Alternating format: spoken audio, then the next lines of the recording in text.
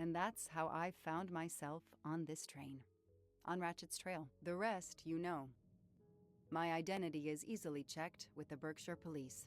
Thank you for your detailed account, Mademoiselle Locke. In addition to giving us crucial details of the investigation, you have made it clear that there are many who might wish to see Ratchett dead.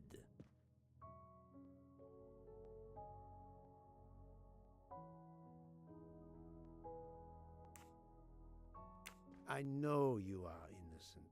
Your forthright testimony and your movements, or lack of them, last night eliminate you from our list of suspects. I agree, without a doubt. Another detective will be great help to the investigation. Book. Although my friend certainly does not need any help. You are too kind. Thank you for believing me. I'd like to help in any way I can. Do not worry, Mademoiselle Locke. Already I see things more clearly. It's obvious whoever drugged you was trying to derail your investigation. You mean the person who did this to me is Ratchett's killer? Both Monsieur Michel and Fräulein Schmidt had the means and opportunity to drug you. While you get your strength back, I intend to interview them. Excellent idea, my friend. All this excitement has whetted my appetite. I'm sure Mademoiselle Locke won't say no to a good, invigorating meal. What? No. I want to hear what the conductor and Fräulein Schmidt have to say for themselves. It is my duty to ensure the well-being of the passengers. If Dr. Constantine has no objection, I will escort you to the restaurant car. On the contrary, some food will do her the greatest good. Well, I'm still a little shaky. Mr. Poirot, will you please keep me informed about what you learn? You may be certain of it.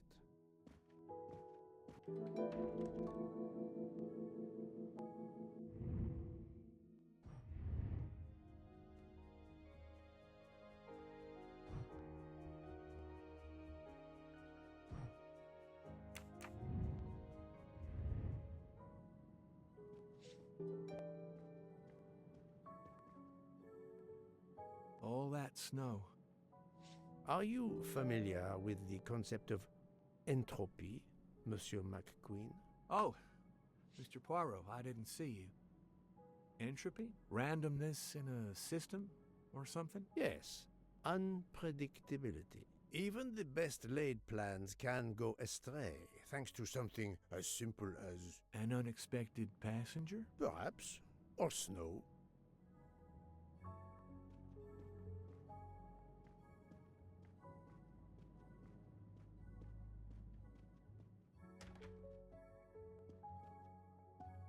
Are you all right, Mr. Poirot? And Ms. Locke? Has she had symptoms again?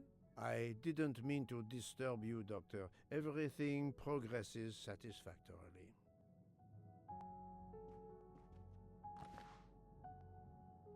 Book is a collector, and not surprisingly, he collects trains.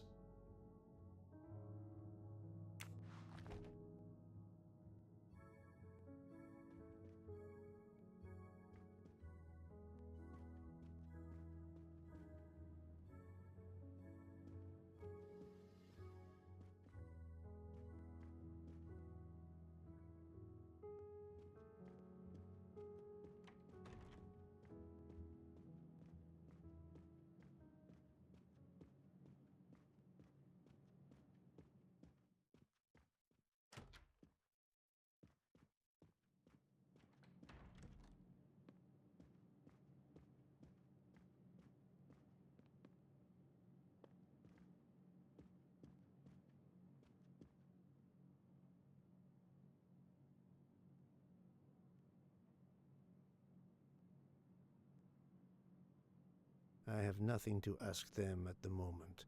I should leave them alone.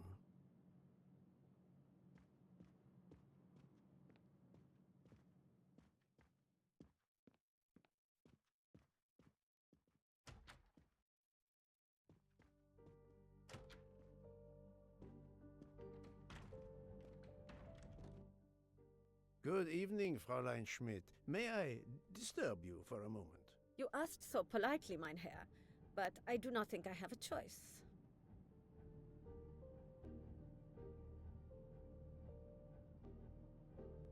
I wanted to let you know that your roommate, Mademoiselle Locke, is awake. Ah, yes, I'm glad to hear that. I was worried about her. Did she tell you what had happened to her?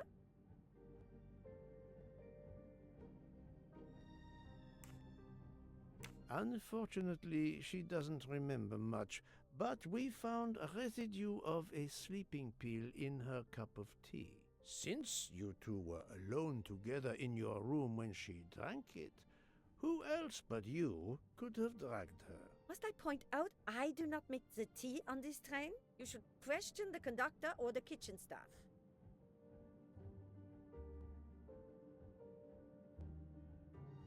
I know you have sleeping pills, Fräulein. I do have some. Do you think I'm the only person on this train who finds it difficult to sleep? I believe the Countess Andreni takes them. And I heard the Olsen woman thanking Mrs. Hubbard for a pill. That was aspirin. If you say so.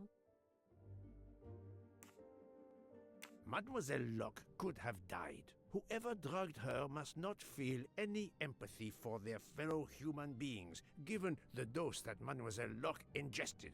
She was close to death. Oh my God. What did I do? I didn't want to hurt her. Just have her sleep for a few hours while we had time. We?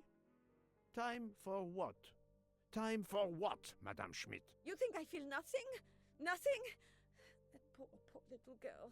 Indeed, that poor, poor little girl. Fräulein Schmidt is somehow connected to the Armstrong case.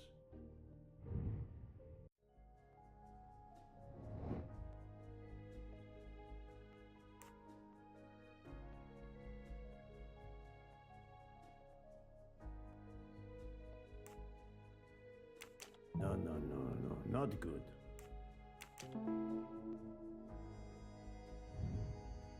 That was easy. Fräulein Schmidt, I have a certain reputation for sniffing out... I am not a murderer. Forgive me, but I was going to say brilliant chefs. You were the Armstrong family's cook, were you not? But... yes. I was the cook of that lovely, lovely family. I'm sorry, but I must ask you to give me some time to collect myself. It wasn't supposed to be like this, my darling, my poor darling child. I will give you that time, Fräulein. You have given me much more in exchange. I must check in with my other suspects to make certain I have all the pieces of the puzzle in my possession.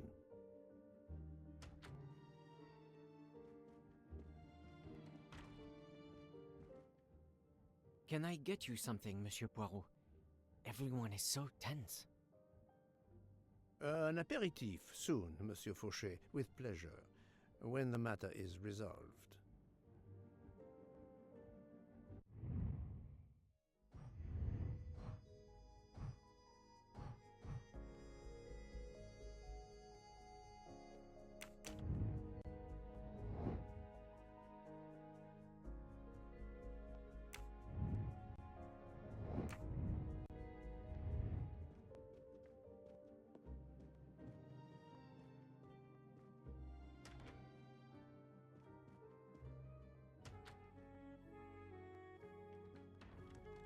You're right, Mr. Book. This dessert is delicious. I'm glad we didn't wait for dinner. I promise the entree will be superb as well.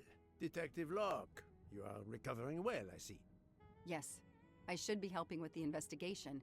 Do you know who drugged me? It is early yet for conclusions. When I return, then we shall see. Do not worry, Poirot. She is in good hands. Hotaru, Freya, and yours truly are looking after her.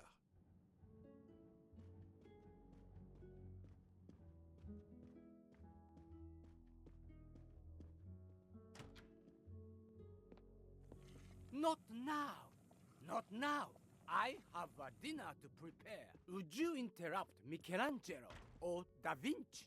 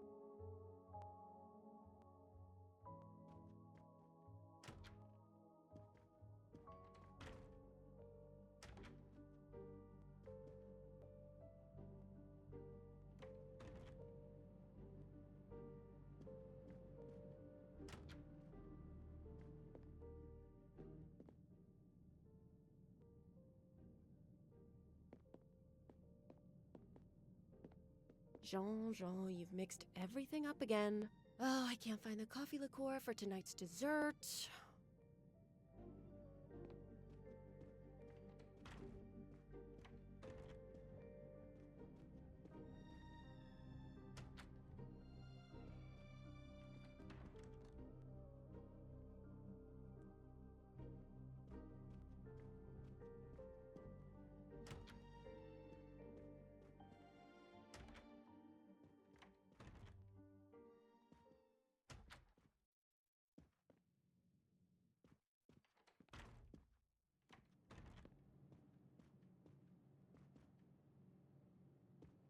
I have nothing to ask them at the moment. I should leave them alone.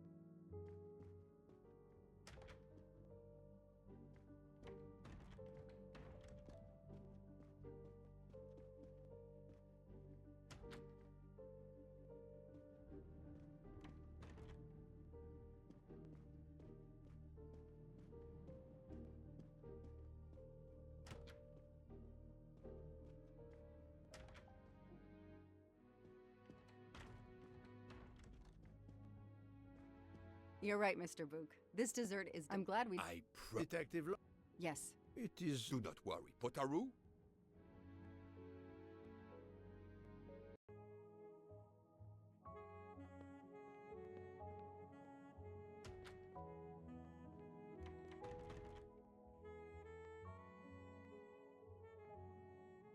Good evening, Michel. Am I bothering you? You seem stressed. With everything that's going on, I must admit, it's difficult to be relaxed. Of course, I understand. Especially since we know that Detective Locke's tea was drugged before it was served to her. Detective? Come now, Michel. Surely you would have taken the opportunity to search her things and found her badge. Luckily, she woke up and was finally able to tell us her story. Potaroo boiled the water, Jean made the tea. I just brought it. Sir, it could have been any of the staff. Your defense is to accuse others?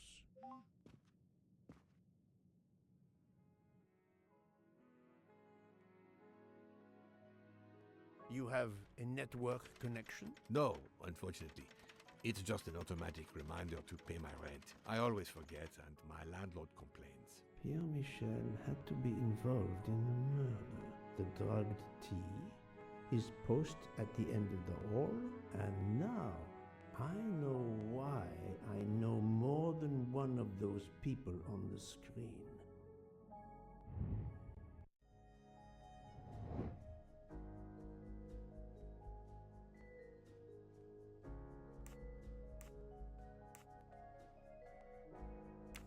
Fantastic.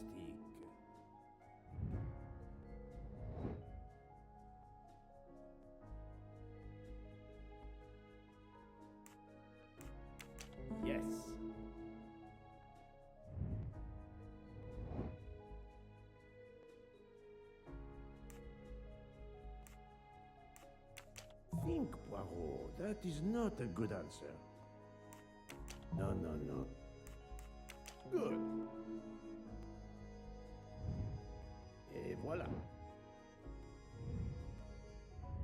You are the father of Suzanne Moreau, Daisy Armstrong's nanny. My condolences on the death of your wife.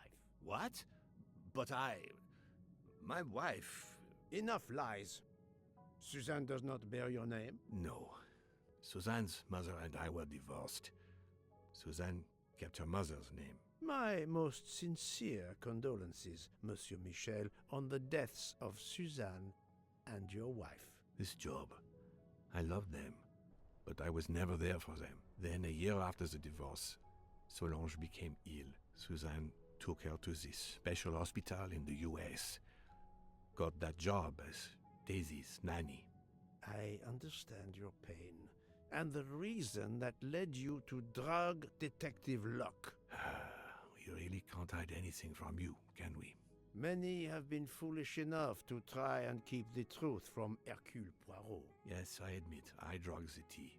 But it was only to keep her quiet, until I could... But she reacted so much to the sleeping pills. She was lucky, as are you, that she didn't die. To be frank, there is one more thing that puzzled me, but I think I understand now.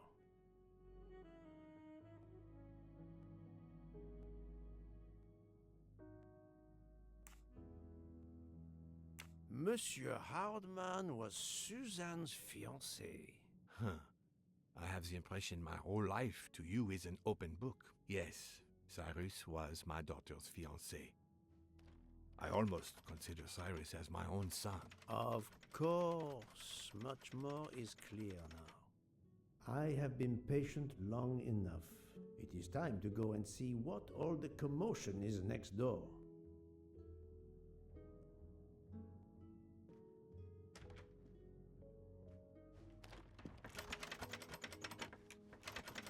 Monsieur Hardman, excellent.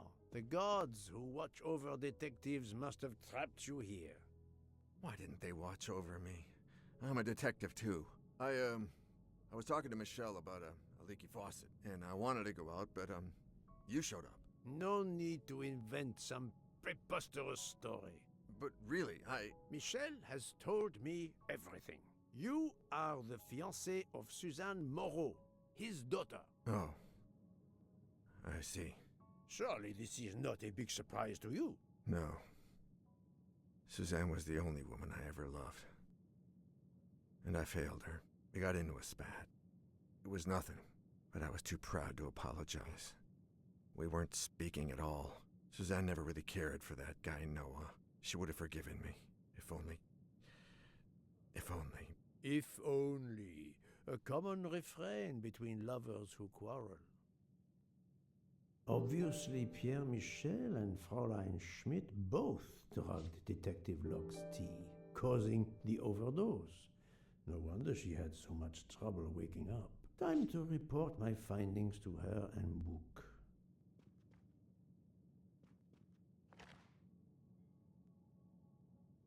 I wonder if our master chef gets his recipes from a game.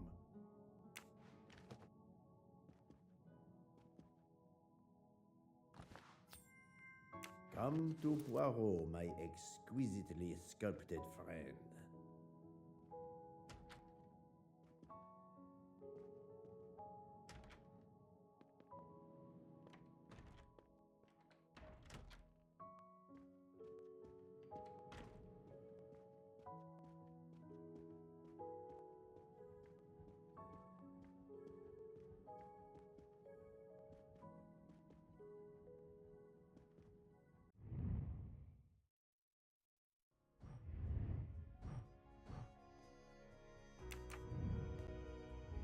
So, my friend, tell me, you have something new? Mademoiselle Locke, I know who drugged you. Fräulein Schmidt and our conductor, Pierre Michel, both admitted putting sleeping pills into your tea. This explains your overdose. They are relieved you are recovering. Michel drugged a passenger? On behalf of the company, I offer my apologies to you, Mademoiselle Locke. Michel will answer for this outrage. Both of them? I was pretty sure about Fräulein Schmidt, but I admit that I did not suspect the conductor. I have uncovered multiple connections with the Armstrong case. Pierre Michel is the father of Suzanne Moreau, little Daisy's nanny, and Monsieur Hardman was Suzanne's fiancé. As for Hildegard Schmidt, she was the cook of the Armstrong family. What a coincidence, don't you think? But it's incredible! What are the odds that so many people linked to that tragic affair ended up on the same train? About the same as you winning the lottery, my friend. I wasn't the officer who interviewed Fräulein Schmidt back then, so she couldn't recognize me here on the train. How could they know who I was? There were other passengers who might have. Or she may have seen you when you visited the Armstrong home. It is now clear to me that some of the clues to this elaborate plot were staged for my benefit.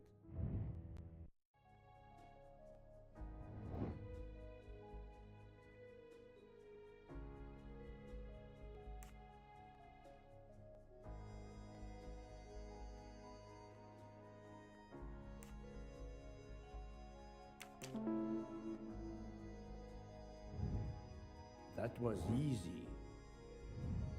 Some clues and information collected so far could lead to a hypothesis. The murderer boarded the train in Vinkovsky, killed Ratchett, and then left the train immediately. How did you come to that possibility? Monsieur Hardman told me about a short man with a high-pitched voice who threatened Ratchett.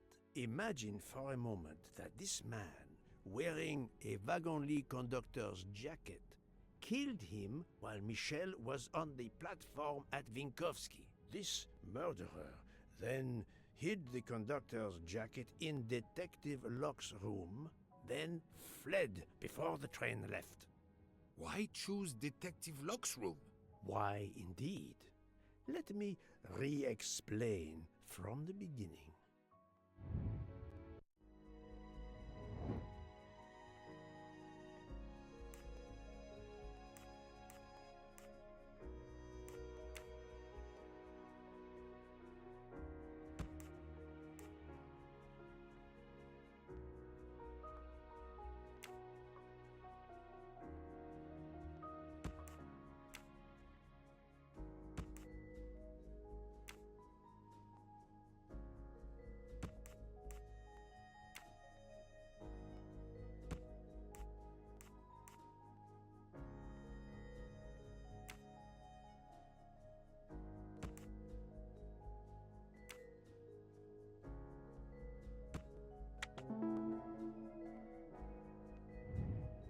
I'm right again.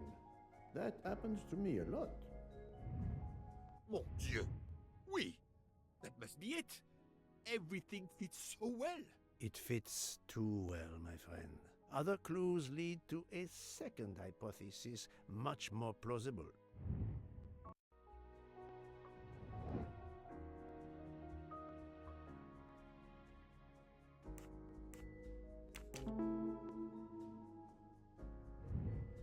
That's the right answer. So, we have multiple murderers, all related to the Armstrong case. The murderer from Vinkovsky was a fabrication to turn suspicion away from those on the train. They expected the investigation to be led by some small-town official who could easily be misled. Mr. Poirot? Detective Locke, forgive me. You are an obvious exception. You tracked Ratchett with the tenacity of a bloodhound. Unfortunately for the killers, they not only had you to deal with, but now they had, and I say this with all modesty, the world's greatest detective, Hercule Poirot, dropped into the midst of their meticulous planning. Multiple murderers? Multiple detectives? Poirot, please take pity on me. Who is linked to this case, and who is not? My poor friend, I have gone speeding out of the station without you. I will continue.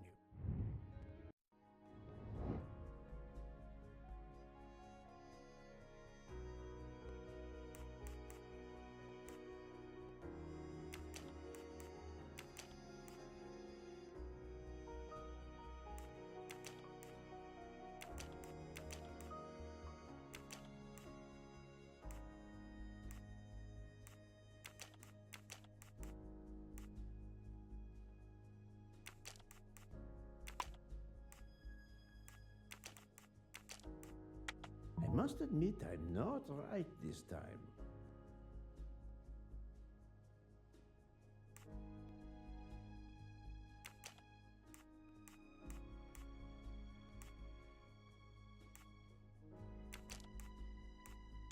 Think, Poirot. That is not a good answer. I must admit I'm not right this time. This is wrong, but I'm never far from the truth.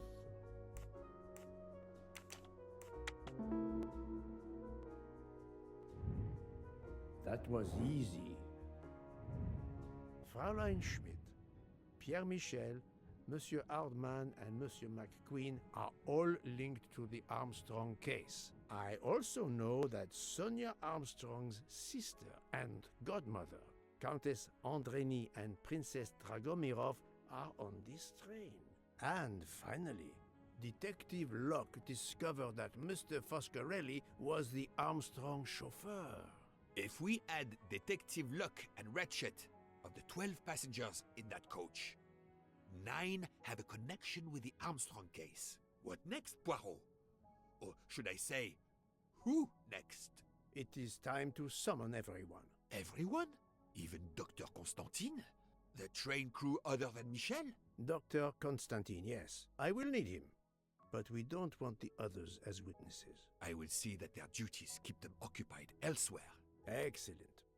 I have always thought this moment in a case is much like Rodin unveiling the thinker before a captivated audience. A work of art. Have you not felt that way, Detective? No, Mr. Poirot. I'm happy just to slap the cuffs on him. Well, there is some artistry in that as well, I suppose. Where would you like the unveiling, Poirot? The lounge? Perfect. Then I will gather all the passengers in the lounge.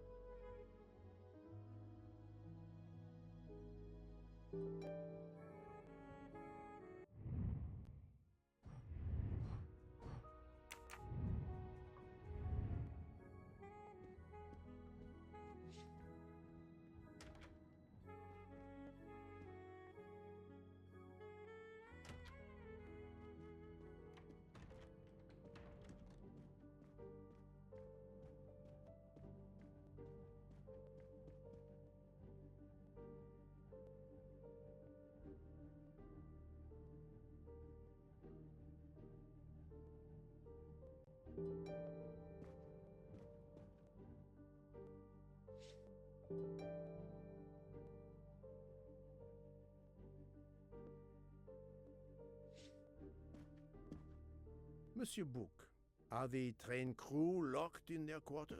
Yes, they are. Then the stage is set for the final act.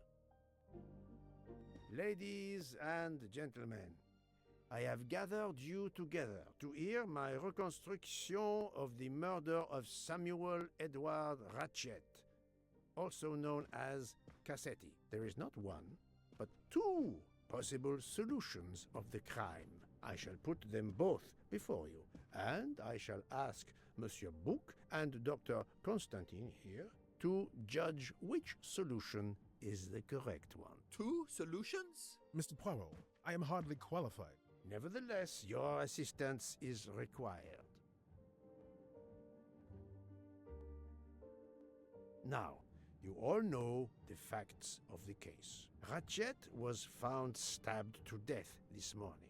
He was last known to be alive at 12:37 a.m. last night, when he spoke to the wagon-lit conductor through the door. His watch was found to be badly dented, and it had stopped at 1:15. Dr. Constantine, who examined the body, puts the time of death as having occurred between midnight and 2 in the morning. At half an hour after midnight, as you all know, the train ran into a snowdrift. After that time, it was impossible for anyone to leave the train. So, here is my first theory.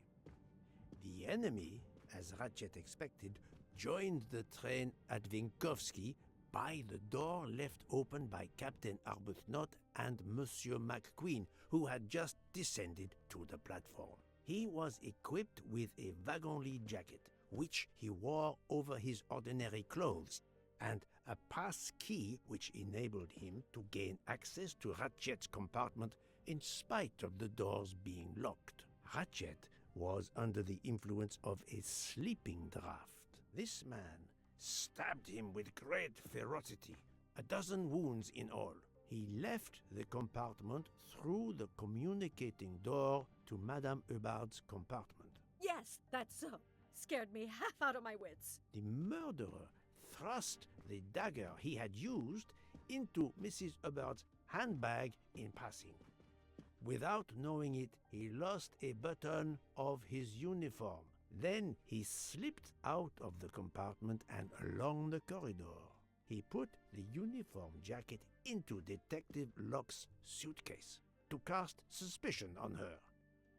And a few minutes later, dressed in his ordinary clothes, he left the train just before it started off again, using the same means for egress, the door near the dining car.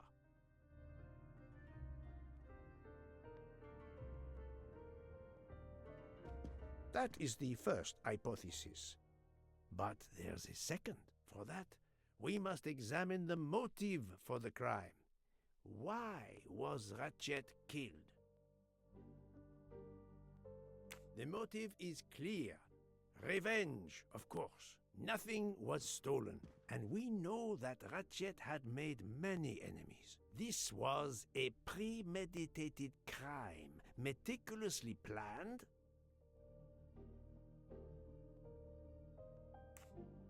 Since the kidnapping and death of little Daisy Armstrong, which traumatized many people close to the family. Even when the police concluded that it was Suzanne Moreau, questions remained. Detective Locke continued her investigation, as did others. They became convinced the truth lay elsewhere. We now know who the real murderer of Daisy is. It is clear now that Daisy's killer was Ratchett, also known as Cassetti and Michael Clark and how many other names. But of course, many of you have known this for a long time. It is obvious that the 12 stab wounds are not a random number. Dr. Constantine's analysis revealed that some stab wounds appeared to have been caused by a right-handed attacker. Others indicated the knife wielder was left-handed. Some wounds were deep, more than one fatal, yet others were not much more than mere scratches. What can explain these discrepancies? This leads us to an obvious conclusion. They are symbolic.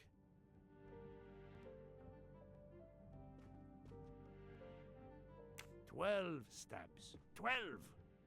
The same number as a trial jury in the United States. But not just a jury of 12 members condemning him to death, but 12 executioners as well. This self-appointed jury had meticulously planned for everything except Snow. snow. The avalanche that stopped us, as well as the presence of not one but 2 detectives on the train. They had to improvise, to hastily add clues and false leads. This woman in a red kimono does not exist. I don't know which of the passengers it was. It does not really matter. It was just a performance, a charade to introduce another possible culprit to muddy the waters. The time on Ratchett's broken watch was deliberately set to conceal the true time of the crime. The vial of vaping liquid incriminated Captain Arbuthnot. However, he had a solid alibi confirmed by Monsieur McQueen. Impossible then to suspect him. The conductor's jacket found in Detective Locke's suitcase was put there only to cast suspicion upon her. All these false leads were intended for me. But I am Poirot. I understood the truth. We have a train full of suspects. It's time to identify who the real culprits are. Let's start with Detective Locke.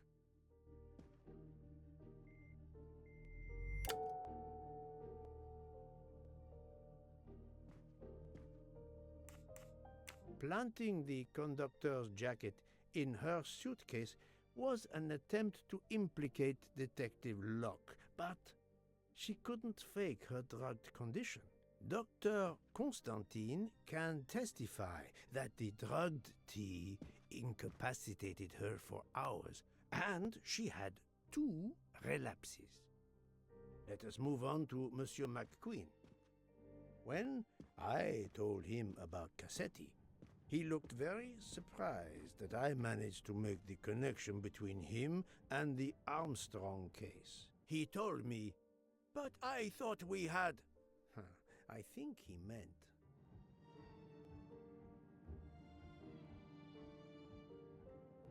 You thought you didn't leave any real clues linking the murder to the Armstrong kidnapping. Moreover, you insisted that Ratchett did not speak French when you knew I had heard a voice calling out in French that was supposed to be Ratchett.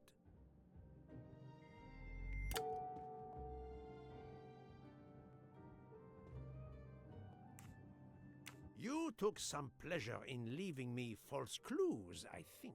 It was quite annoying.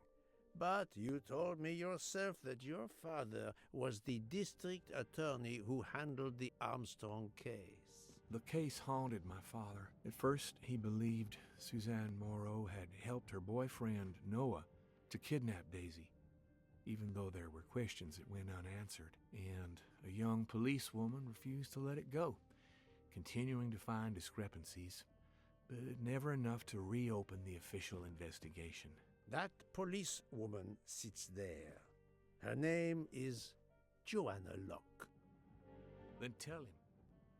Tell him how in the end my father believed you, how he resigned a job that he loved, racked with guilt that he may have let that monster go free. He died young, broken, his faith in justice broken. That's what Ratchett did to him. Thank you for your honesty, Monsieur McQueen. Your father is one more victim of the man who called himself Ratchett.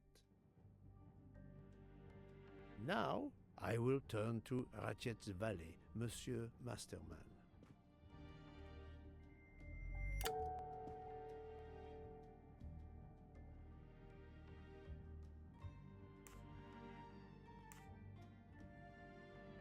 Ratchett sensed danger close to him and naturally wanted to stay awake. You gave him sleeping pills without his knowledge. Once he was sound asleep, you could do what you had to do in peace. Sir, I'll tell you the truth. I was Colonel Armstrong's adjutant in the war, sir, and afterwards, I was his valet in New York. I'm afraid I concealed the fact this morning. It was very wrong of me, sir, but I knew how suspicious it would look. Is that all you have to say? That's all, sir. Now, to leave no suspicious stone unturned, let us move on to Monsieur Bouc. What? Me? A suspicious stone?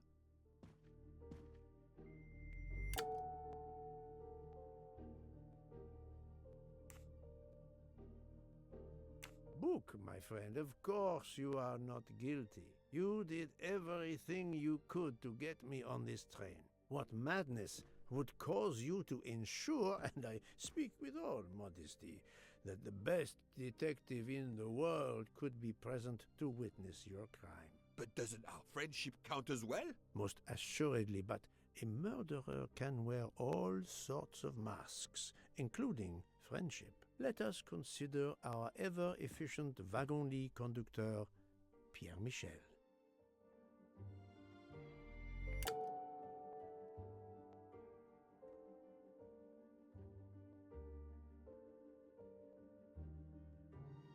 Your admission that you drugged Detective Locke immediately incriminates you, but the murder could not have been possible without your very capable assistance. Your knowledge of train procedures made the murder possible, and your position in the corridor of the train allowed you to be the perfect alibi for several passengers. And your motive? Suzanne Moreau, Daisy Armstrong's poor nanny, who was wrongly accused and committed suicide, was your daughter. C'est un foiré. He got what he deserved. My poor daughter has finally been avenged. My Suzanne. My child. Let's move on now to Monsieur Hardman, one of 3 detectives on this train.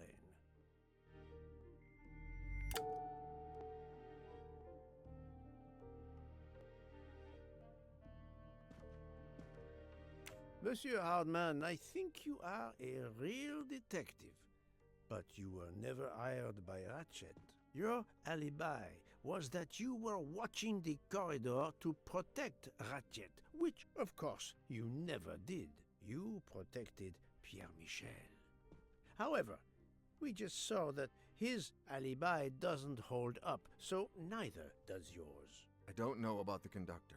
Being Suzanne's fiancé, you had a substantial motive to punish Ratchett. You used your detective skills, just as Detective Locke did, to hunt him down and finally avenge the death of your beloved. That's right, Mr. Poirot. I do have some detective skills. I never doubted it.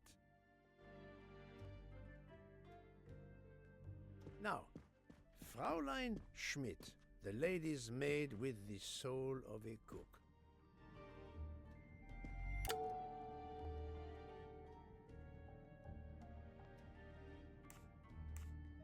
Fraulein Schmidt, you told me of your remorse for drugging Detective Locke. I believe you are sincere. However, as the cook of the Armstrong family, you experienced the drama from within. The death of Daisy, then Sonia Armstrong, who died in childbirth, and finally Suzanne and John Armstrong. So much misfortune in that poor family. The death of this criminal is only justice. Let us move on to Countess Andreni. I was impressed by the earnestness of her husband when he swore to me solemnly on his honor that his wife never left her compartment that night. Should I believe it? Even if it seems logical, it's more complicated than that. I believe Countess Andreni.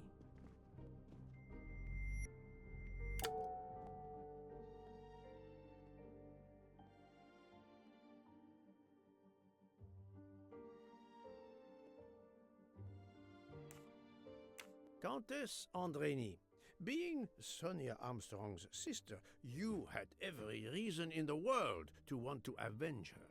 But you were incapable of stabbing someone, even after what he had done to you and your family. The night of the crime, you simply took a sleeping pill. I appreciate the irony that nearby, Detective Locke was also in a drugged sleep. When you awoke, you thought the nightmare was over. Rudolph? Hush, my love. Hush. Excellent transition. I was coming to you, Count Andreni. No, no, Poirot, you're dreaming. Wake up.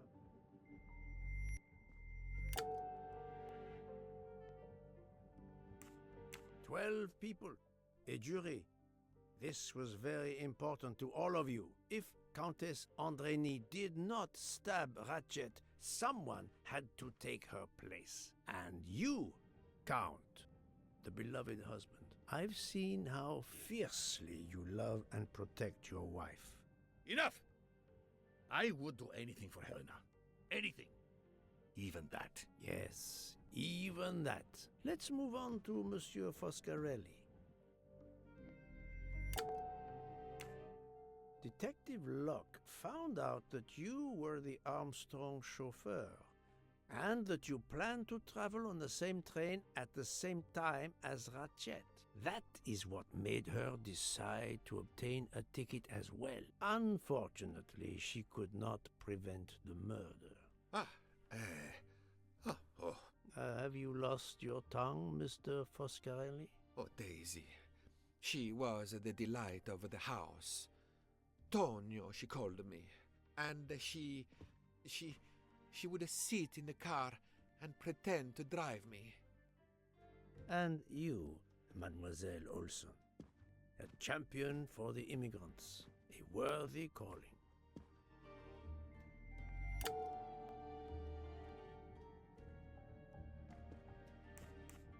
Mademoiselle Olson, you supported Madame Hubbard's story about her connecting door latch, a story that I later demonstrated to be impossible. So, you deliberately lied to me, and you also lied about Mademoiselle Debenham's whereabouts.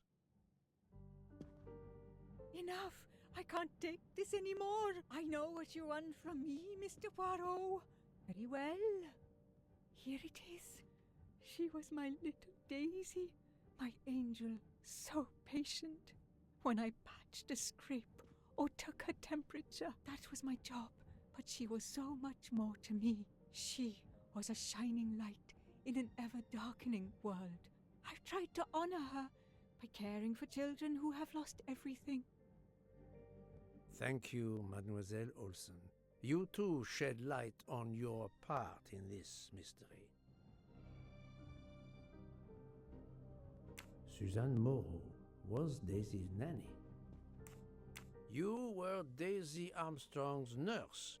I will ask you no more questions. It is enough that you have admitted what I know to be the truth, and I understand. Let's move on. Dr. Constantine. You suspect me? I know none of these people. I didn't know Ratchett either, and I've taken a solemn oath to help people, not murder them.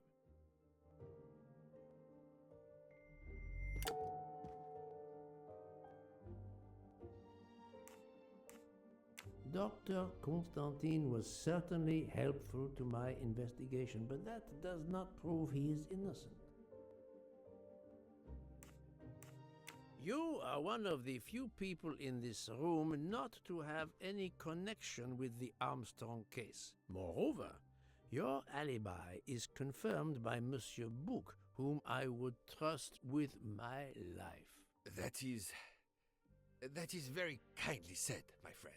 We now come to Mademoiselle Debenham and Captain Arbuthnot, whose relationship was not in doubt from the moment I inspected your room at the hotel. You have a bloody nerve. Indeed, I do. We're getting married.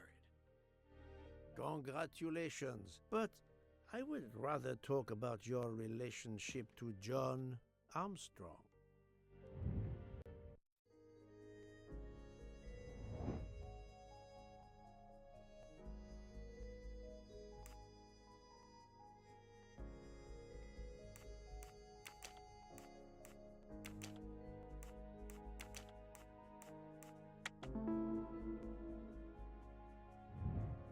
That's the right answer. Captain Arbuthnot, you served in the army with John Armstrong. What I don't understand is why a man your age is still a captain. One might expect you to be a colonel as well. Ever fought in a war, Poirot? It was war that first brought me to England. Then you know what it's like. There's a shattering sound, and death, and mistakes, acting on intelligence that proved to be wrong. I sent a patrol to their death. Good men, brave men, wasted. John testified on my behalf at a court-martial. I'm not a colonel. I don't deserve to be, you bloody fool. But I'm also not in prison. John remained my best friend until... There, you have my story. Understand now? Archie, calm down, please. You're right, Mary. What you see in me, I don't understand. Oh, Archie, I see in you what John saw. Miss Debenham, I'm sorry. My turn, is it? I'm afraid so. And you have caused me quite a puzzlement. Your connection with the Armstrong family was not obvious. Then I remembered the job you currently hold.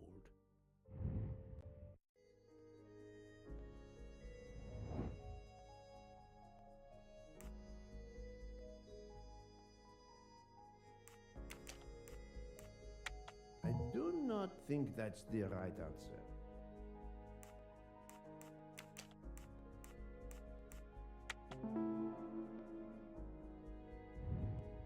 Et voilà. You were the teacher of... No, she was the teacher of Countess Andrény. You were the teacher of Helena Andrény, whose maiden name was Helena Goldenberg before she married Count Andrény. Yes, absolutely. Why lie to you? She was an excellent student. Captain Arbuthnot.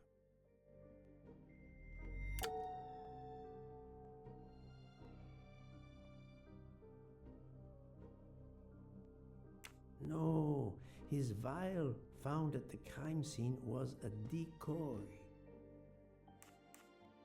You had one of the strongest alibis, thanks to Mr. McQueen, but his testimony melted like a snowflake. There went your alibi. Poof! Unless you have another one. As for you, Mademoiselle Debenham,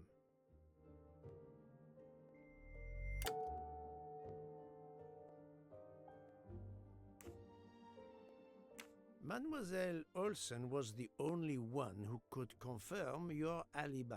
I think you know where you stand. Very good, Mr. Poirot. Are you satisfied? I will be soon. Now I must turn to Sonia Armstrong's godmother, Princess Dragomirov.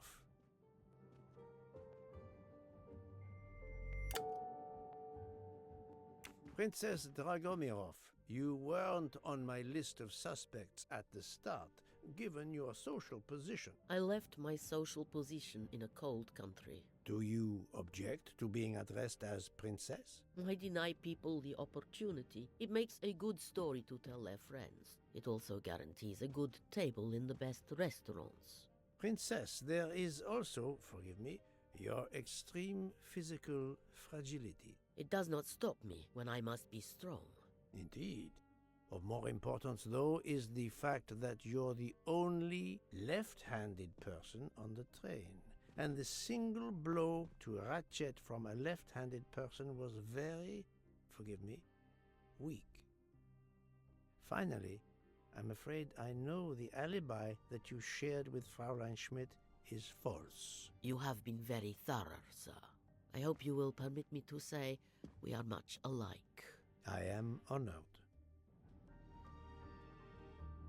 Now it is time to end with Mrs. Hubbard, or should I say,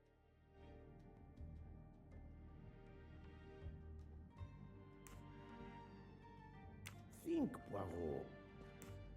Linda Arden.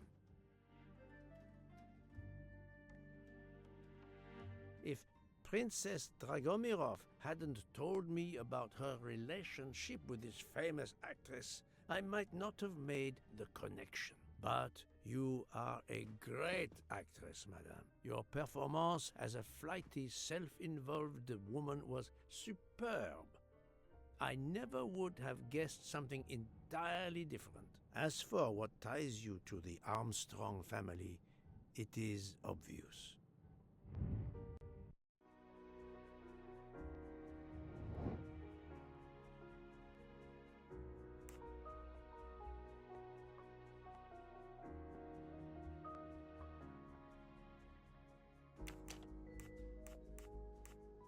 I must admit I'm not right this time. This is wrong.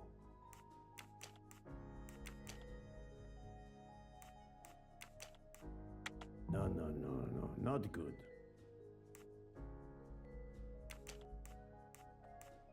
I do not think that's the right answer. No, not good.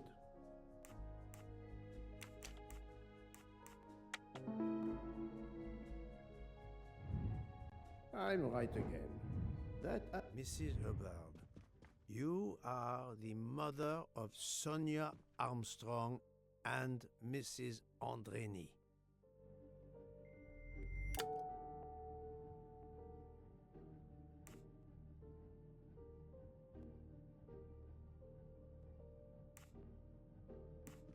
The fact that Mrs. Hubbard has direct access to Ratchett's room is no accident, but it does not incriminate her directly. Madame Hubbard, you really are a remarkable actress. You put so much effort into your character and into staging the murder. I saw it as a perfect mosaic, each person playing his or her allotted part. So carefully arranged that if suspicion should fall on any one person, the evidence of one or more of the others would clear the accused person and confuse the issue. Everything was meticulously planned. But you hadn't expected that Detective Locke and I would be on this train, and the avalanche would block it on the night of the murder. You had to improvise. But again, improvisation would be another of your skills as an actress. So you came up with the story that the latch on the door that communicated with Ratchett's compartment was hidden by the handbag. I always fancied myself in comedy parts. That slip about the sponge bag was silly. Shows you should always rehearse properly. You know all about it, Mr. Poirot. You're a very wonderful man, but even you can't quite imagine what it was like. That awful day, I was just crazy with grief. So were the servants. We decided then and there that the sentence of death that Ratchett had escaped had got to be carried out. There were 12 of us, or rather 11.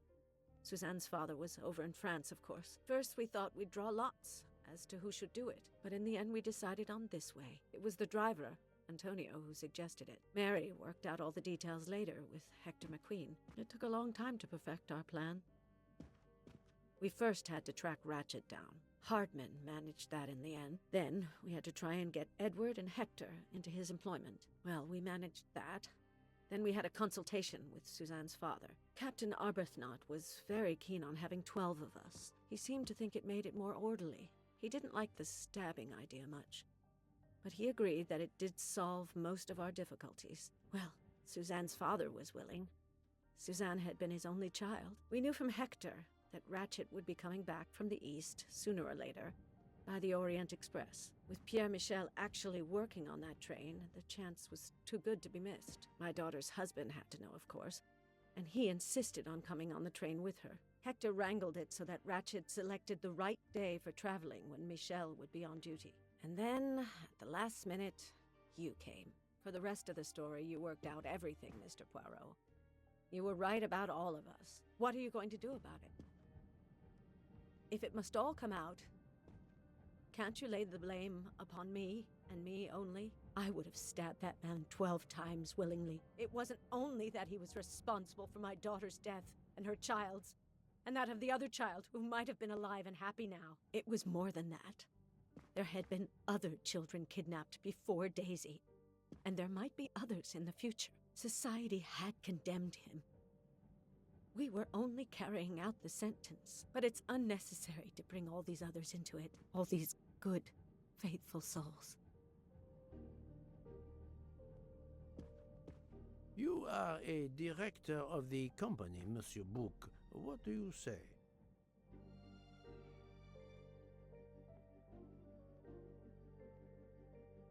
In my opinion, Poirot, the first theory you put forward was the correct one.